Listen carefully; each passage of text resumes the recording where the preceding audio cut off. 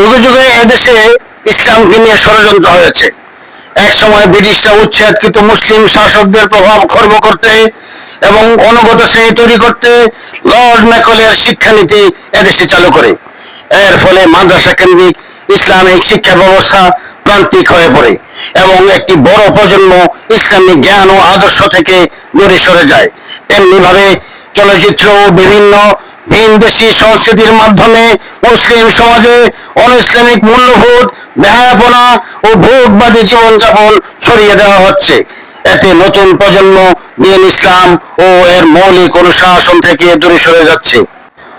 ইসলামের মৌলিক বিষয়গুলোকে পাশ কাটিয়ে অহেতুক ফিকা ও তরিকা ভিত্তিক বিতর্ক তৈরি করে এক শ্রেণীর আলেমকে দিয়ে অন্যের মধ্যে অনৈক্য সৃষ্টি করার গভীর ষড়যন্ত্র চলছে।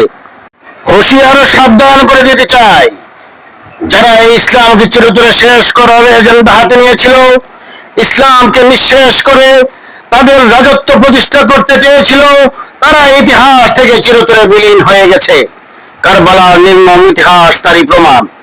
হোসেন রাদিয়াল্লাহু আনহু ও আহলে বায়াতকে শাহাদাতের মাধ্যমে ইয়াজিদ বাহিনী যেমনি ভাবে ইসলামের প্রদীপকে নিভিয়ে দিতে চেয়েছিল, তেমনি ভাবে এখনো ইয়াজিদের উত্তরসূরিরা ইসলামের সোনালী সূর্যকে অন্ধকারে ঠেলে দিতে চায়। তাদেরকে স্মরণ করে দিতে চায়, ইতিহাস সাক্ষী মুসলমানের জন্মই হয়েছে শাহাদাতের মাধ্যমে। মুসলমানরা মৃত্যুকে ভয় পায় না। মুসলিমরা ধন দৌলত সম্পদ নিজ প্রাণ বিসর্জন দেয়, কিন্তু ইমান বিক্রি করে না।